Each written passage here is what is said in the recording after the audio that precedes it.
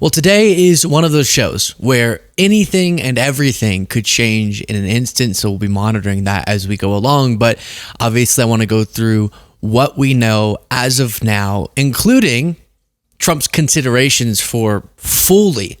He's kind of already claiming that we're involved in the war with Iran, but what he's considering in terms of really making that a reality and why. And the why of what has convinced him to shift from let's figure out a peaceful resolution to let's do all-out war is not the reason you would want a president to change their mind on such a consequential thing. We'll get to that. But first, this headline reads from Mediaite, "You will hear from heaven. Trump shares private text from Mike Huckabee comparing Iran decision to U.S. nuking Japan. Republicans against Trump saying this is freaking weird. Trump just posted a text message he received from Mike Huckabee, his ambassador to Israel, urging him to attack Iran. And let's just go ahead and read this. Mike Huckabee is the U.S. ambassador to Israel. "Mr. President," Mike Huckabee writes, and Trump posted this screenshot for some reason. "God spared you in Butler, Pennsylvania, to be the most consequential president in a century, maybe ever. The decisions on your shoulders I would not want to be made by anyone else. You have many voices speaking to you, sir," capitalized sir for some reason, "but there is only one voice that matters, his voice. I am your appointed servant in this land, and I am available for you. But I do not try to get in your presence often because I trust your instincts. No president in my lifetime has been in a position like yours. Not since Truman in 1945. That's how this is being contextualized.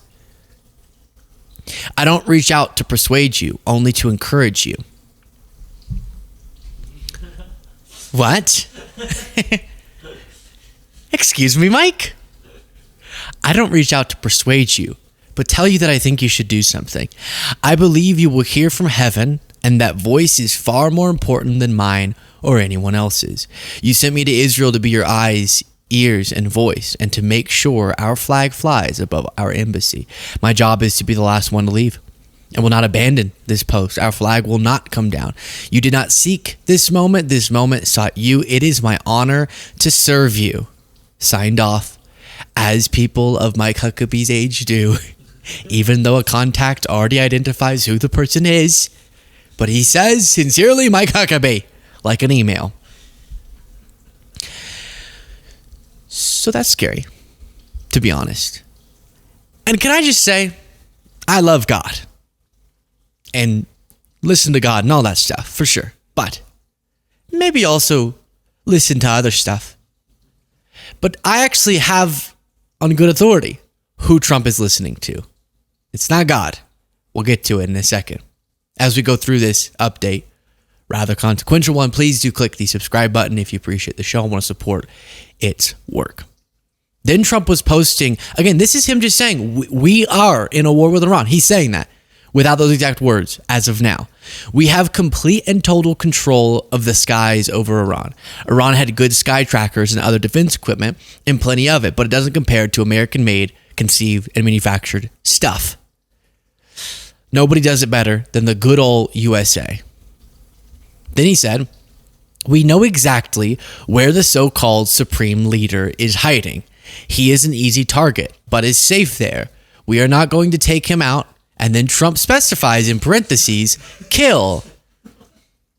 We know, Trump, what that means. Kill. "At least not for now. But we don't want missiles shot at civilians or American soldiers. Our patience is wearing thin. Thank you for your attention to this matter." Is that something you should be posting? Let me think. We know exactly where the supreme leader is.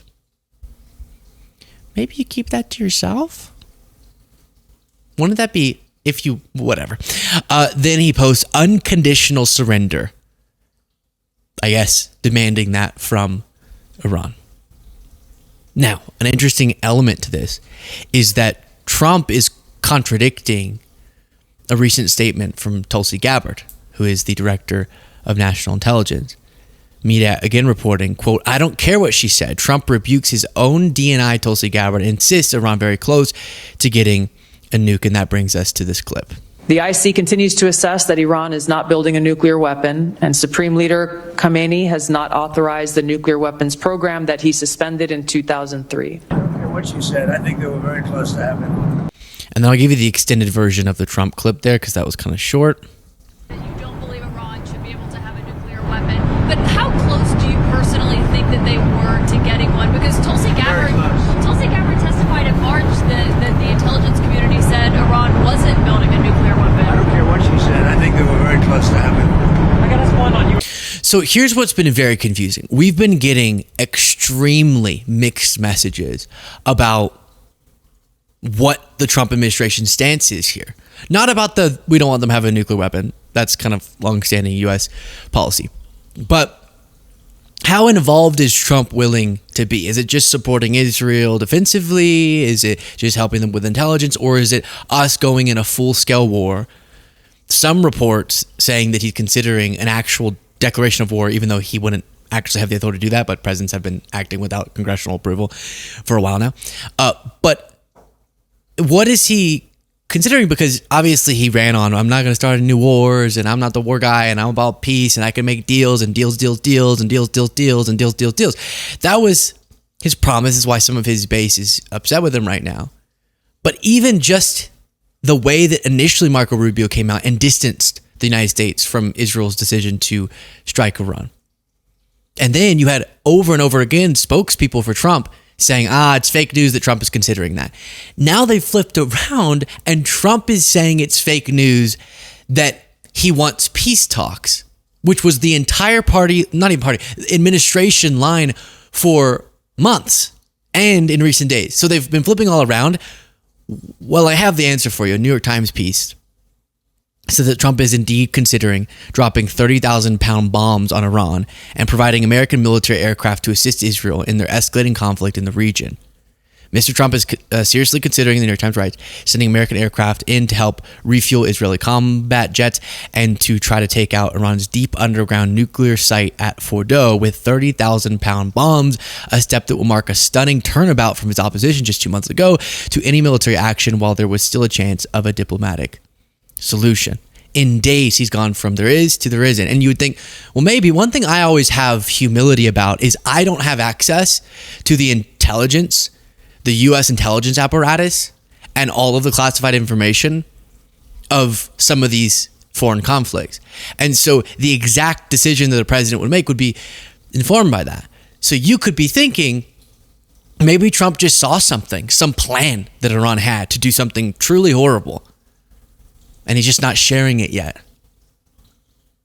But you know he doesn't read his intelligence briefs. So you know that probably wasn't it. And indeed, that is not what's informing this decision. Instead, it seems to be this.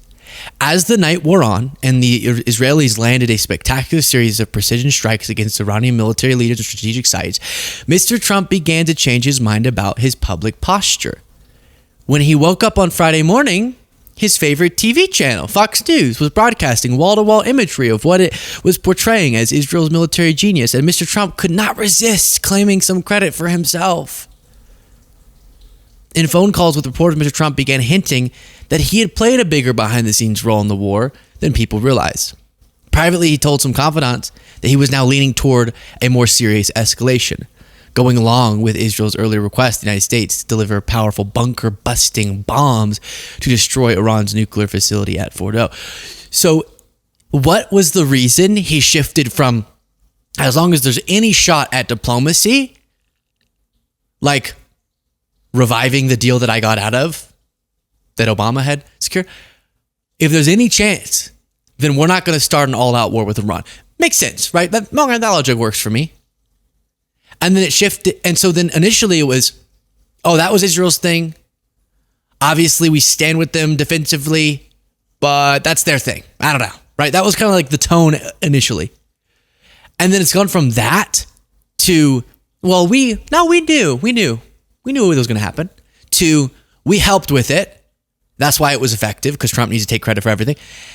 Now to we might just go ahead and do a full war with Iran.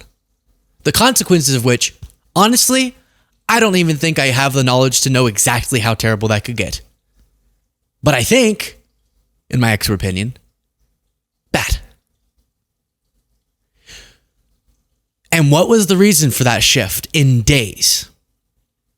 Because he was shown compelling intelligence that the Iranian regime was really close to having a nuke and they were going to use it on Israel or on the United States. No, he saw stuff on Fox News.